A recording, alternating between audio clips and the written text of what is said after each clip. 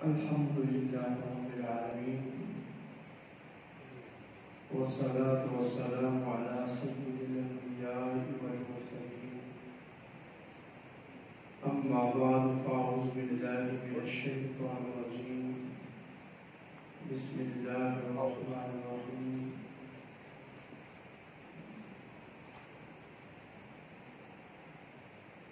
قال الله جل جلاله وعلا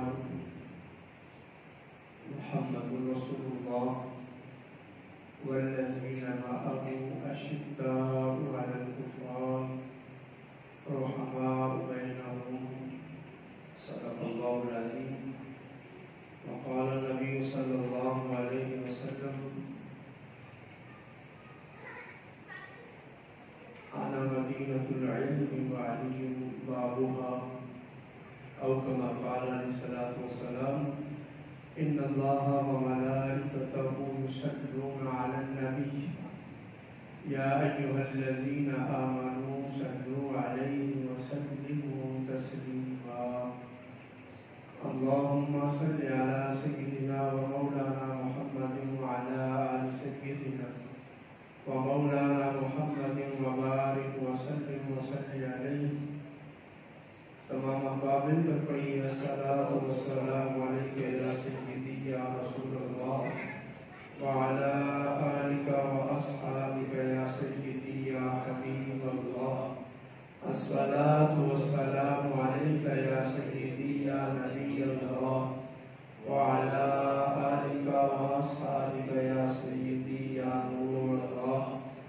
الصلاۃ والسلام علیک یا سیدی یا شفیع المذنبین وعلی آلک واصحابک یا سیدی یا رحمۃ للعالمین. ماہ رمضان المبارک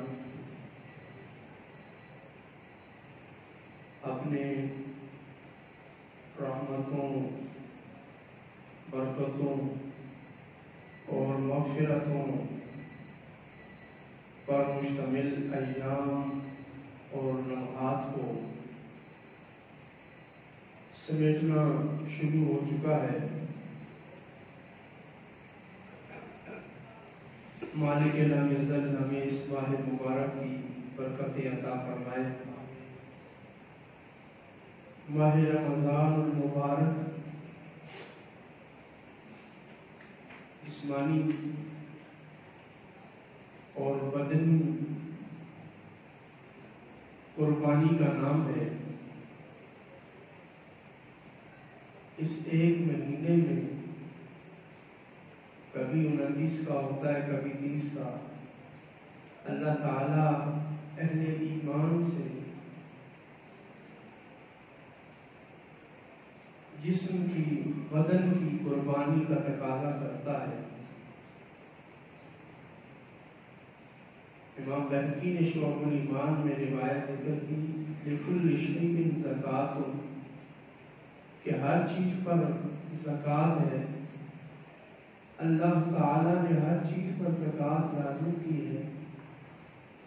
جو چیز اللہ نے ہمیں عنایت فرمائی اس کا شکرانہ ادا کرنا اور اس چیز میں سے اپنے ہاتھوں سے کچھ مخصوص مقدار اللہ کی بارگاہ میں صدقہ کرنا اللہ کے قرب کی نیت سے، کہ اس چیز کے صدقہ کرنے سے مجھے اللہ کی رضا اور قرب حاصل ہو جائے. یہ زکوٰۃ ہے. ہر چیز میں اللہ رب العزت نے زکوٰۃ رکھی ہے. لکل شیء زکوٰۃ، ہر چیز کی زکوٰۃ ہے. وزکوٰۃ الجسد الصوم، اور جسم کی زکوٰۃ روزہ ہے. روزہ جسم کی زکوٰۃ ہے کہ روزہ رکھنے سے جسم کی زکوٰۃ ادا ہوتی ہے. جاپان کے ایک ڈاکٹر نے حال ہی میں تحقیق کی کہ انسان کے جسم میں جو خون ہے یہ چلتا رہتا ہے تو کچھ خون کے خلیے سیلز ٹوٹ جاتے ہیں، ناکارہ ہو جاتے ہیں، ناقابل استعمال ہو جاتے ہیں اور وہ جسم کے اندر ہی موجود رہتے ہیں۔ یہ بات سائنسدانوں نے، ڈاکٹروں نے پہلے سے تحقیق کی ہوئی ہے کہ انسانی جسم میں خون کے خلیے کچھ ٹوٹ جاتے ہیں، مردہ ہو جاتے ہیں، ناکارہ ہو جاتے ہیں اور وہ جسم کے مختلف حصوں میں رک جاتے ہیں، اور ان خلیوں میں سے اکثر حصہ جو ہے ہماری جلد کے اندر جو چھوٹی آنتیں ہیں، چھوٹی رگیں ہیں، ان کے اندر وہ پھنس جاتے ہیں، رک جاتے ہیں۔ ان کو نکالنے کے لیے حجامہ کیا جاتا ہے۔ اگر یہ خلیے جلد میں رہے تو الرجی، خارش پیدا کرتے ہیں اور اسکن کی مختلف بیماریاں شروع ہو جاتی ہیں، اور پھر اس کے علاج کے لیے تمام ڈاکٹر سوچتے رہے، لیکن حال ہی میں جاپان کے ایک ڈاکٹر نے اس سوال کو اٹھایا کہ جس طرح ہم گھر کا پرانا سامان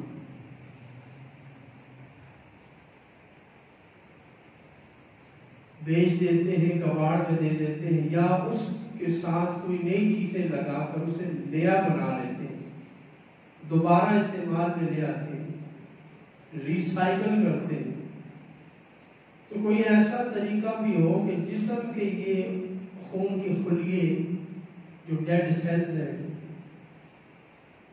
جو ناقابل استعمال ہو چکے ہیں اور جسم کے مختلف حصوں میں پھنسے ہوئے ہیں، الرجی پیدا کرتے ہیں، بیماریاں لگاتے ہیں اور بیماریوں کا باعث بنتے ہیں، بعض اوقات ہارٹ اٹیک کا بھی باعث بنتے ہیں، تو ان کو کسی طریقے سے دوبارہ استعمال میں لایا جائے، ایسا علاج دریافت کیا جائے کہ یہ خلیے دوبارہ استعمال میں آ جائیں اور بیماری پیدا نہ کریں۔ تو اس پر جاپانی ڈاکٹر نے تحقیق کی، اس نے مختلف طریقے سوچے، ان پر تجربہ کیا، سب سے آخر میں جو اس نے رزلٹ نکالا کہ سب سے افضل طریقہ، سب سے بہتر طریقہ علاج جسم کے ان مردہ خون کے خلیوں کو استعمال میں لانے کا ہے، وہ یہ ہے کہ بندے کو جو مریض ہے، جس کے جسم کے خون کے خلیے ختم ہو چکے ہیں، ٹوٹ چکے ہیں، اس مریض کو کم از کم 8 سے 12 گھنٹے بھوکا اور پیاسا رکھا جائے، 8 سے 12 گھنٹے بھوکا رکھا جائے، پیاسا رکھا جائے، اس کے جسم میں کوئی چیز داخل نہ کی جائے، نہ اسے دوا دی جائے، نہ غذا دی جائے۔ تو اس طریقے سے جسم کے اندر جو خون کے وہ خلیے موجود ہیں، بیماریاں پیدا کرنے والے، وہ خلیے دوبارہ حرکت میں آ جاتے ہیں، جسم ان خلیوں کو دوبارہ طلب کرتا ہے اور مختلف حصوں میں وہ کام آنا شروع ہوتے ہیں، اور اس طرح مریض صحت کی جانب متوجہ ہو جاتا ہے۔ گویا کہ جدید تحقیق کے مطابق بھوکا اور پیاسا رہنا یہ بیماریوں کا علاج ہے۔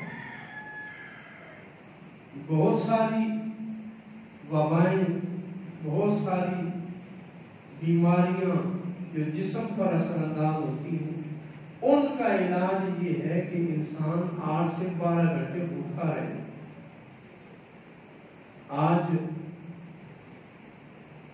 15ویں صدی جا رہی ہے، 14 صدیاں گزر چکی ہیں، رسول اللہ صلی اللہ علیہ وآلہ وسلم نے جو ہمیں روزہ دیا، روزہ جو ہم پہ فرض ہوا، اس کی برکات اور فضائل دیکھیے کہ آج 1400 سال بعد جدید سائنس اپنی پوری تحقیق کے ساتھ اسلام کی حقانیت کو ثابت کر رہی ہے کہ روزہ رکھنے سے اللہ تعالیٰ کی عبادت مقصود ہے، لیکن در حقیقت یہ ہمارے لیے شفا کا باعث ہے، اس میں ہمارے لیے شفا ہے۔ بعض سلف صالحین صوفیاء کا یہ طریقہ تھا، بیمار ہو جاتے تھے تو وہ الاستشفاء بالصیام،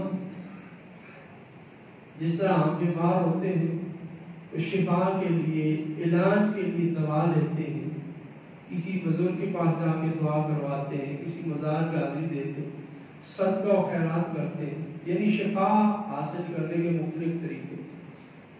تو بزرگان دین میں سے بعض ایسے بزرگ تھے جو بیمار پڑ جاتے تو روزہ رکھنا شروع کر دیتے تھے، اللہ انہیں شفا عطا فرماتا، یعنی روزہ رکھنے سے بھی اللہ شفا عطا فرماتا ہے۔ اور یہ بزرگوں کا طریقہ تھا جسے آج سائنس نے ثابت کر دیا کہ روزہ رکھنے سے 8 سے 12 گھنٹے بھوکا رہنے سے انسانی صحت شفا پاتی ہے، مریض کا علاج ہوتا ہے اس سے۔ تو یہ روزہ جہاں اللہ کی عبادت ہے، ہم پر فرض ہے، وہیں پر ہمارے جسم کی زکوٰۃ بھی ہے اور جسمانی بیماریوں کا علاج بھی ہے۔ ماہ رمضان المبارک بڑی برکتوں والا مہینہ ہے، یہ جسمانی مشقت ہے، بھوکا اور پیاسا رہنا کوئی آسان کام نہیں ہے کہ نفس کا کام ہی خوراک کو طلب کرنا ہے۔ حل میں مزید میدا چیز ہی ایسی ہے جو ہر وقت حرکت میں رہتا ہے، خون ہر وقت حرکت میں رہتا ہے، اور یہ اس چیز کا تقاضا کرتا ہے کہ کوئی نہ کوئی خوراک غذا جسم میں آتی رہے اور میرا نظام تیز سے تیز چلتا ہے۔ لیکن اس نظام کو اور نظام غذا کو اگر شریعت کے مطابق روزہ رکھ کے گزارا جائے تو بہت ساری بیماریاں دور ہوتی ہیں۔ تو ماہ رمضان میں روزہ یہ جسمانی مشقت ہے، جسمانی اور بدنی مشقت ہے، لیکن حقیقت میں ہمارے لیے اس میں علاج ہے۔ روزہ ہمیں اس بات کا پابند بناتا ہے کہ اللہ کی رضا کے لیے ہم قربانی دیں۔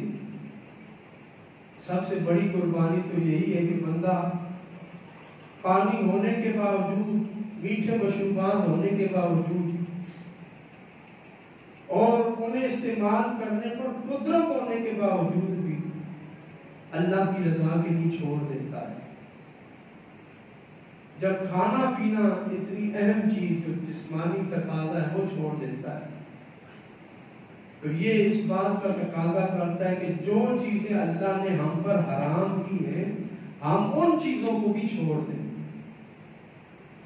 کھانا پینا ہمارے لیے حلال، خوراک غذا یہ حلال جو چیزیں ہم روزے کی حالت میں انہیں چھوڑتے ہیں، یہ در حقیقت پہلا قدم ہے اس بات کی طرف کہ ہم اللہ کی رضا کے لیے کسی چیز کو چھوڑنے کے عادی ہو جائیں، کسی چیز کو چھوڑنے کے عادی بن جائیں۔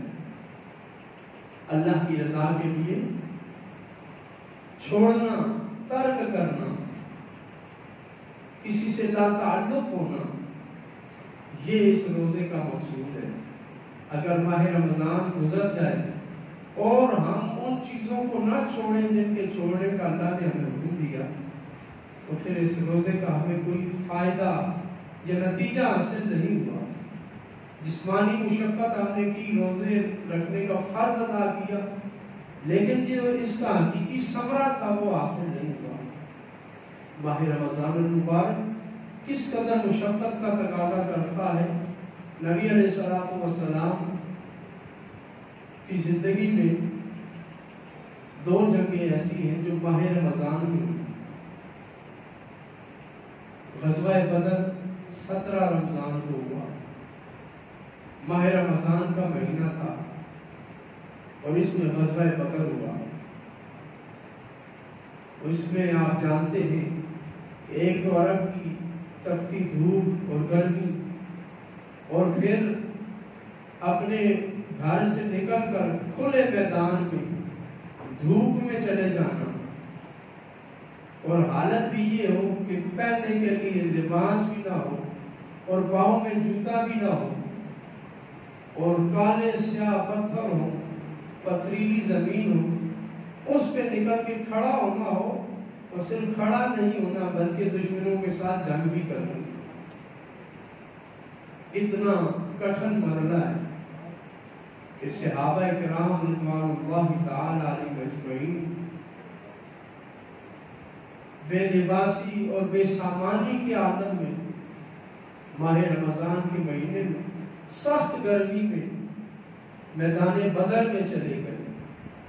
وہ 313 تھے جن سے پھر کفر بھی لرزتا تھا، سارا عالم کانپتا تھا۔ آج ہم کروڑوں میں، آج ہم کروڑوں اربوں میں مسلمان ہیں، پھر بھی ہم انگریز کی غلامی کرتے ہیں۔ وجہ کیا ہے کہ ہم تن آسان ہو گئے، ہم نے تن آسانی ڈھونڈنا شروع کر دیا، ہم نے وہ تقویٰ، وہ دین اپنے لیے صرف پسند کیا جس میں آسانی ہو ہمارے، اور اس کی ابتدا نبی علیہ السلام نے اپنے صحابہ کے دور میں اس فتنے کی طرف اشارہ فرما دیا تھا۔ ابو غادیہ جس نے حضرت عمار بن یاسر کو قتل کیا تو اسے پیاس لگی، پانی اس نے مانگا تو اسے پانی دیا گیا شیشے کے گلاس میں، کانچ کے گلاس میں، تو اس نے وہ پانی گلاس میں پینے سے انکار کر دیا کہ نبی علیہ السلام نے تو مٹی کے پیالے میں پانی دیا ہے۔ پینے کی سنتیں تو اسے یاد تھی، لیکن صحابی رسول کا قتل کرنا اسے کوئی بڑا کام نظر نہیں آیا۔ جب اسے ملامت کی جاتی تھی کہ تم نے ایک صحابی کو شہید کیا ہے، اور حضرت عمار بن یاسر کو، جس کے بارے میں حضور نے فرمایا تجھے جو قتل کرے گا وہ جہنمی ہے، اور باغی کو تجھے قتل کرے گا۔ ابو غادیہ جس نے قتل کیا اس کا تقویٰ کیا تھا کہ پینے کی سنتوں پر تو وہ عمل کر رہا ہے، لیکن رسول اللہ صلی اللہ علیہ وآلہ وسلم کے مجموعی دین کو اس نے پس پوش ڈال دیا ہے۔ تو یہ بھی ایک فتنہ ہے کہ اپنی تن آسانی کے لیے مخصوص عبادات کو اختیار کرتے ہیں، نماز، روزہ، زکوٰۃ، حج، یہ سب کچھ صحابہ کرتے تھے۔ پھر بھی جب بدر کے میدان نے پکارا تو تمام صحابہ حضور کی آواز پر لبیک کہتے ہوئے میدان میں حاضر تھے۔ کسی نے یہ نہیں سوچا کہ میرے پاس تو پہننے کے لیے جوتا نہیں ہے، پاؤں جل جائیں گے۔ کسی نے یہ نہیں سوچا کہ کھانے کے لیے کچھ بھی نہیں ہے۔ غزوہ تبوک یہ بھی ماہ رمضان المبارک میں ہوا، اور مدینہ منورہ سے کئی میل دور کی فاصلے پر ہے تبوک۔ تبوک کے میدان میں صحابہ کی کیا حالت تھی کہ نبی علیہ السلام ایک کھجور 2 صحابہ میں تقسیم فرمایا کرتے، آدھی آدھی کھجور صحابہ کو کھانے کے لیے ملتی تھی، اور پھر بھی دنیا کے ساتھ لڑنے کے لیے پہنچ گئے تھے۔ بدر ہو یا تبوک ہو، یہ اصل نتیجہ اور ثمرہ ہے اس ماہ رمضان کا کہ صحابہ کرام رضوان اللہ تعالی علیہم اجمعین نے اپنا سب کچھ اس دین کی خاطر قربان کیا۔ تو روزہ ہمیں یہ سبق دیتا ہے کہ اپنا سب کچھ دین کے لیے چھوڑنے کی عادت بنا لو۔ یہ 12 مہینوں میں ایک مہینے کی جو پریکٹس ہے یہ ویسے ہی فضول نہیں ہے، بلکہ مسلمانوں کے لیے سبق ہے کہ اگر 3 وقت کھانے کی بجائے 2 وقت کھا لو، اور 1 وقت کا کھانا اور دن کا پینا اور دیگر معاملات اللہ کی رضا کے لیے چھوڑ دو۔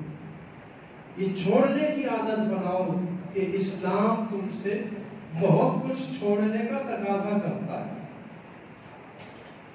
اور نماز، روزہ، زکوٰۃ، حج، عبادات یہ اس ترک کے لیے بنیادی مشق ہے، بنیادی طور پر یہ اس کی ریہرسل ہے کہ مسلمان حرام چیزوں کو چھوڑے، حرام تعلقات کو چھوڑے، حرام گفتگو کو چھوڑے، حرام معاملات کو چھوڑے، اور اللہ رب العزت کے لیے چھوڑنے کا اور ترک کرنے کا اپنے آپ کو عادی بنا لے۔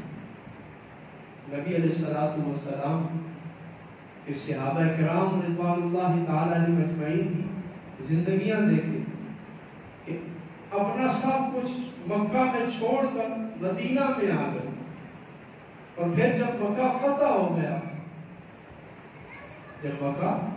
ہو گیا، واپس مکہ میں گئے، نبی علیہ الصلوۃ والسلام نے دوبارہ مدینہ کی طرف رخ کیا تو کسی صحابی نے یہ نہیں کہا یا رسول اللہ صلی اللہ علیہ وسلم میری یہ جائیداد تھی، میں یہی رہتا ہوں اور اس جائیداد کو سنبھالتا ہوں، یا رسول اللہ میرا یہاں کاروبار تھا، میری اتنی بکریاں اور اتنا ریوڑ فلاں نے غصب کر لیا تھا، آج تو میں اسے واپس لوں گا۔ کسی صحابی نے یہ نہیں کہا یا رسول اللہ میری معیشت تباہ ہو گئی تھی مدینہ جانے کی وجہ سے، آج میں اسے بحال کر دوں۔ نبی علیہ الصلوۃ والسلام نے صحابہ کو سب سے پہلے جس چیز کا درس دیا وہ کیا تھا؟ لا الہ الا اللہ۔ لا الہ کا کیا مطلب ہے؟ کوئی الہ نہیں، یعنی سارے معبود مٹی کے بنے ہیں، آگ کے ہیں، یا پھر نباتات کی صورت میں، سب کی نفی کر دی، کچھ بھی نہیں ہے، کچھ بھی نہیں، الا اللہ، صرف اللہ ہے۔ تو صحابہ نے اس نفی کو سیکھ لیا کہ سب کی نفی کرنا شروع کر دی، کوئی بھی نہیں۔ حضرت بلال نے جب لا الہ کو سیکھا تو پھر مالک ظلم کرتا تھا، تشدد کرتا تھا، پھر بھی کہتے لا الہ الا اللہ۔ وہ کہتا تو یہ اونچی آواز میں پڑھنا چھوڑ دے۔ حضرت بلال حبشی کے مالک کا مسئلہ یہ نہیں تھا کہ یہ توحید پرست ہو گئے تھے، کلمہ پڑھتے، مسئلہ اس کا یہ تھا کہ وہ کہتا تھا اونچی آواز میں مت پڑھ، مجھے مت سنا۔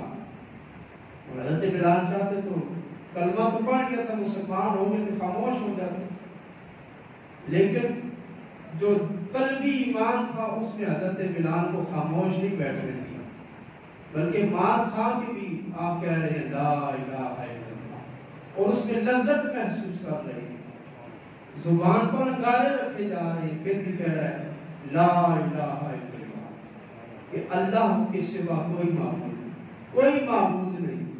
آج ہم نے اپنے اس نفس کو اپنا معبود بنا لیا، اس نفس پلیت چکیتا، مگر نہ اسی عزت دے پلیت تنا سے۔ صوفیاء کیا کہتے ہیں کہ اس نفس نے ہمیں اپنا دشمن بنا لیا ہے، اس نفس نے ہمیں مشرک بنا دیا ہے، نجس بنا دیا ہے، پلید بنا دیا ہے، کہ ہم اس نفس کے پیچھے چل پڑے۔ اور دین کیا کہتا ہے؟ اس نفس کی بھی نفی کرو، اپنے مال کی، جائیداد کی، کاروبار کی، سب کی نفی کر کے پھر الا اللہ کہو۔ اللہ ہے، لیکن اللہ تب ہے جب تم یہ کہو کہ اور کوئی نہیں ہے۔ تم امیدیں یورپ سے بھی لگاؤ، اپنا رازق فرانس کو بھی تسلیم کرو کہ وہ ہمیں دیتا ہے، وہ نہیں دے گا تو ہم مار جائیں گے، تو پھر یہ لا الہ نہیں ہے، بلکہ اس کا مطلب ہے کہ الا اللہ کی منزل سے پہلے ہی ہم فیل ہو چکے ہیں۔ اس بنیادی کلمے نے ہی ہمیں فیل کر دیا ہے، اس نفی کو ہی ہم نہیں حاصل کر سکے۔ جب ہم نفی کے مقام پر نہیں ہیں تو اس بات ہم کیا حاصل کریں گے؟ تو اس بات سے پہلے نفی ہے، سب کی نفی کرنی پڑتی ہے، سب کو ٹھکرانا پڑتا ہے، چھوڑنا پڑتا ہے، اور روزہ ہمیں اسی چھوڑنے کا درس دیتا ہے۔ حضرت سیدنا علی المرتضیٰ شیر خدا رضی اللہ تعالیٰ عنہ، آپ کی شہادت بھی اسی ماہ مبارک میں ہے، ماہ رمضان میں ہے۔ ماہ رمضان المبارک میں آپ کی شہادت ہوئی اور ابن ملجم کے ہاتھوں ہوئی۔ قربان جائیے سیدنا علی المرتضیٰ شیر خدا رضی اللہ تعالیٰ عنہ، آپ کا یوم شہادت بھی اس ماہ مبارک میں ہے۔ صحابہ بدر جو شہید ہوئے ان کا یوم شہادت بھی اس ماہ مبارک میں ہے۔ اور بدر والوں کی کیا شان ہے، صوفیاء فرماتے ہیں کہ جو صحابہ بدر کے میدان میں شریک تھے، جو شہید ہوئے یا زندہ غازی واپس لوٹے، اگر کوئی بندہ ان صحابہ کے نام لکھ کر انہیں پڑھ کر ان ناموں کی وسیلے سے اللہ سے دعا کرے تو اللہ اس کی مشکل کو آسان فرما دیتا ہے۔ اتنی شان ہے صحابہ بدر کی کہ حضور علیہ السلام نے اپنے بدری صحابہ کو کہا، اے میرے صحابہ، آج کے بعد جو کچھ تم کرو تم سے اللہ نہیں پوچھے گا، تمہیں معاف ہے، آج بدر میں تم نے حق ادا کر دیا ہے۔ اور حضور نے کیا فرمایا، اے معلوماش کے تم اب جو مرضی کرتے رہو، اللہ نے تمہیں معاف کر دیا ہے۔ اور صحابہ جو مغفور ہو گئے، جنہیں جنت کا پروانہ حضور کی بارگاہ سے ملا، وہ اس دین کے لیے پھر اپنا سب کو چھوڑ کے دنیا میں پھیل رہے ہیں، اس دین کی نشر و اشاعت کے لیے، اس دین کے غلبے کے لیے میدان عمل میں نکل رہے ہیں۔ حالانکہ حضرت علی تو چاہتے، حضرت عمر چاہتے وہ بھی شہید، حضرت عثمان بھی شہید، وہ چاہتے تو گھر میں بیٹھ جاتے، اللہ اللہ کرتے، دروازہ بند کر لیتے اور اپنی بستر پہ اپنی موت کا انتظار کرتے۔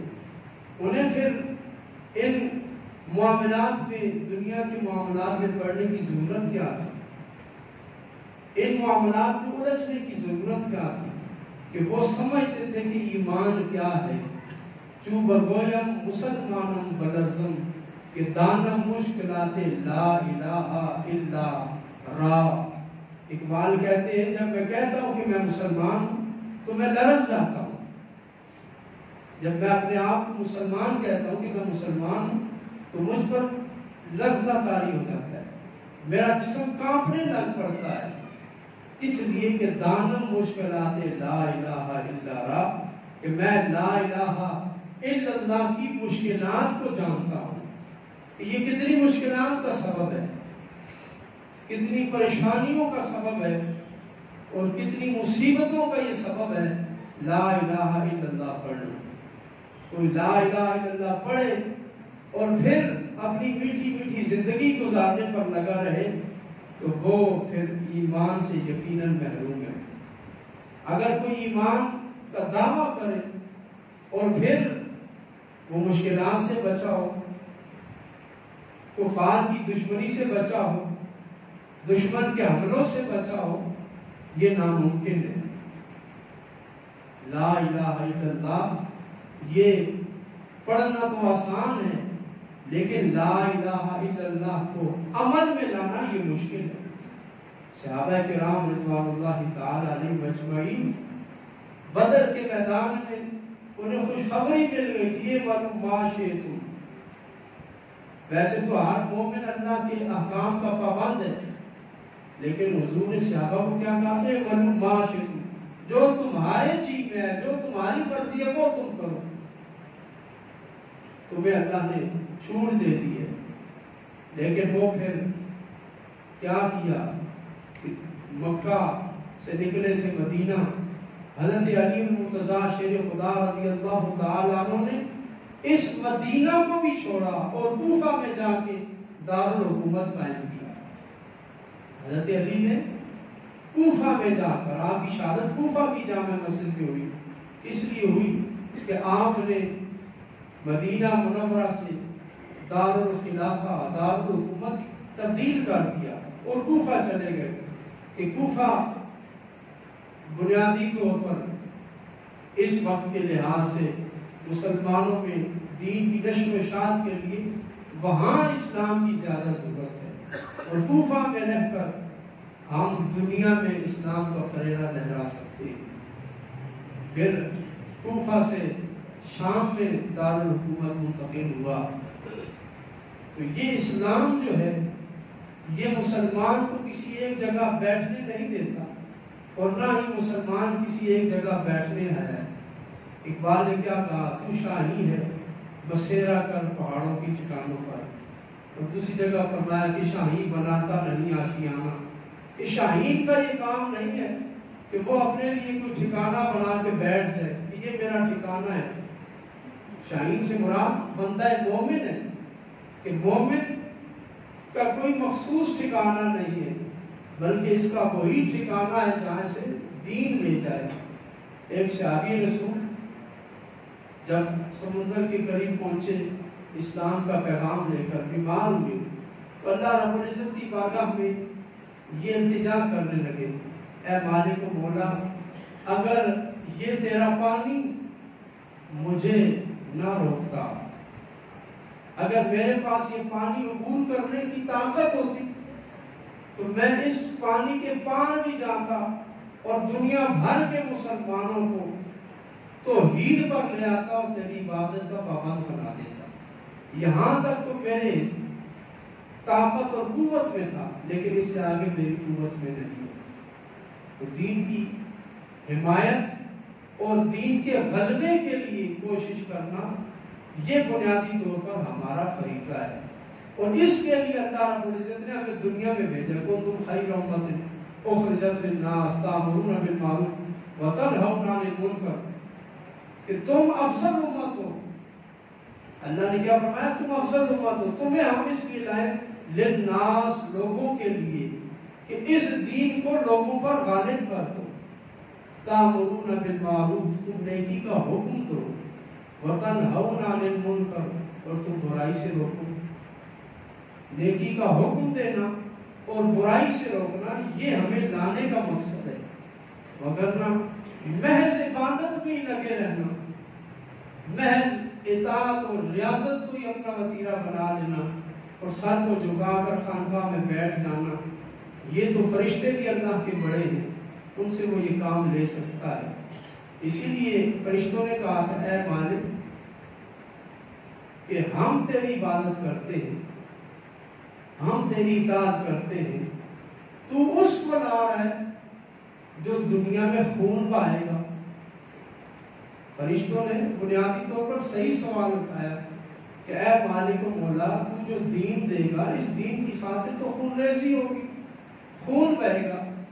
وَنَحْنُ نُسَبِّحُ بِحَمْدِكَ، دیکھ ہم تیری کتنی تعریفیں کرتے ہیں، تیری حمد بیان کرتے ہیں، سبحان اللہ سبحان اللہ صبح و شام کہتے ہیں، وَنُقَدِّسُ لَكَ، اور ہم تیری تقدیس بیان کرتے ہیں، تیرے گن گاتے رہتے ہیں۔ قَالَ إِنِّي أَعْلَمُ مَا لَا تَعْلَمُونَ، اللہ نے فرمایا چپ کرو، وہ میں جانتا ہوں جو تم نہیں جانتے، کہ میں اس کو کس لیے لا رہا ہوں۔ تو اللہ رب العزت کے سامنے فرشتوں نے منظر رکھ دیا تھا، یسفک الدماء، خون بہیں گے۔ تو اللہ رب العزت نے اس کا کوئی جواب ارشاد نہیں فرمایا کہ بندوں کو لانے کا مقصد تھا کہ جب دین کے غلبے کی بات ہوگی تو خون دینا پڑے گا، خون کے بغیر کوئی بھی چیز غالب نہیں ہو سکتی، اور یہ دین تقاضا ہی خون کا کرتا ہے۔ اس دین کی بنیادوں میں حضرت امیر حمزہ کا خون ہے، حضرت علی المرتضیٰ شیر خدا کا خون ہے، حضرت عثمان غنی کا خون ہے۔ اگر تیرا اور میرا خون اس دین کے لیے نہیں جاتا تو پھر ہمیں سوچنا پڑے گا کہ قربانی ہمیشہ حلال جانور کی ہوتی ہے، حلال خون کی قربانی اللہ قبول کرتا ہے۔ تو دین خون مانگتا ہے، اور دین خون جب مانگتا ہے تو پھر دنیا کو دین نظر بھی آتا ہے، اور یہی اس دین کا مقصد ہے، مدعا ہے۔ مالک لم یزل ہمیں اسے سمجھنے کی توفیق عطا فرمائے۔ سیدنا علی المرتضیٰ شیر خدا رضی اللہ تعالیٰ کا یوم شہادت ہے۔ حضرت سیدنا علی المرتضیٰ شیر خدا رضی اللہ تعالی عنہ، آپ کی شہادت تاریخ کا ایک سنہری باب ہے کہ آپ بغیر کسی حفاظت کے، دشمن کی دھمکیوں کے باوجود، سازشوں کے باوجود تنہا تنہا فجر کی نماز کے لیے مسجد میں تشریف لائے اور آپ کو شہید کر دیا گیا۔ عین مصلی امامت پہ آپ شہید ہوئے اور دین کی خاطر آپ کا جو خون ہے وہ محراب مسجد میں اللہ رب العزت نے قبول فرمایا۔ حضرت علی جنہوں نے خیبر اکھاڑا تھا، کئی جنگیں حضرت علی کے زور پہ اسلام نے فتح کی۔ نبی علیہ الصلوۃ والسلام بعض جنگوں پہ حضرت علی کو لے کر بھی نہیں گئی بلکہ اپنی جگہ مدینہ منورہ میں چھوڑ دیا، لیکن اللہ رب العزت نے جو آپ کو شان عطا فرمائی کہ مصلی امامت پہ آپ کی شہادت ہے، یہ درس عبرت ہے ہم مسلمانوں کے لیے کہ ہم کس امن کو پھر تلاش کرتے ہیں۔ اگر دین بیچ کر امن آتا ہے تو اس کے لیے حضرت علی رضی اللہ تعالیٰ عنہ راضی نہیں ہے، حضرت عثمان غنی راضی نہیں ہے، یوم بدر شہید ہونے والے صحابہ راضی نہیں ہیں۔ دین قائم کر کے، دین کو غالب کر کے اگر امن آئے تو حقیقت میں وہی امن ہے، اور دین کے بغیر کوئی امن نہیں ہے۔ قرآن کریم کا والفتنہ اشد من القتل، فتنہ قتل سے بھی زیادہ شدید ہے۔ اور فتنہ کیا ہے؟ اس کی تفسیر مفسرین نے فرمائی شرک، اللہ تعالیٰ کی نافرمانی، یہ فتنہ ہے۔ اگر شرک ہو رہا ہو اور اس سے پھر دنیا میں امن بھی ہو تو وہ امن نہیں ہے بلکہ فتنہ ہے۔ مومن کے لیے امن یہ ہے کہ دین غالب رہے اور دین کے غلبہ کے لیے مومن کوشش کرتا رہے۔ یہی ماہ رمضان کا درس ہے کہ 30 دن بندہ مومن حلال کھانے، حلال پینے کو اللہ کی رضا کے لیے چھوڑتا ہے، اور یہ روزہ اسے سبق دیتا ہے کہ اللہ کی رضا کے لیے کسی کو چھوڑنے کی عادت بنا۔ اور چھوڑنا کیا ہے؟ روزانہ ہم دعائے قنوت میں پڑھتے ہیں وَنَخْلَعُ وَنَتْرُكُ مَنْ يَفْجُرُ، اے اللہ جو تیرا نافرمان ہے ہم اسے چھوڑتے ہیں۔ نخلعُ، جیسے ہم پرانا لباس اتار کر پھینک دیتے ہیں، میلا لباس اتار کر پھینک دیتے ہیں، اے اللہ اس طرح ہم نے اس کو پھینک دیا۔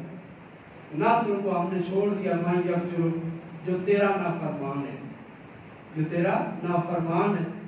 اگر ہم اللہ کے نافرمانوں کو چھوڑنے کا روزانہ وعدہ کرتے ہیں اللہ سے اور پھر ان کے ساتھ جفیاں بھی ڈالتے ہیں تو پھر یہ ہمارا محض زبانی دعویٰ ہے، یہ ہمارا عمل اس کی دلیل نہیں ہے۔ اور ہم روزانہ نماز میں جھوٹ بولتے ہیں، اے اللہ ہم نے چھوڑ دیا جو تیرا نافرمان ہے، پھر اس کے ساتھ افطاری میں بیٹھے ہیں، پھر اس کے ساتھ سحری میں بیٹھے ہیں، پھر اس کے ساتھ جا کر دکان پہ بیٹھے ہیں۔ تو یہ ہم اللہ کے ساتھ جب جھوٹ بول رہے ہیں تو پھر اللہ رب العزت بھی منتقم ہے، جبار ہے، ان کا ہار ہے، وہ بھی پھر اپنی نشانیاں دکھاتا ہے۔ مالک کائنات ہمیں اللہ کے ساتھ کیا ہوا وعدہ پورا کرنے کی توفیق عطا فرمائے۔ وآخر دعوانا الحمدللہ رب العالمین۔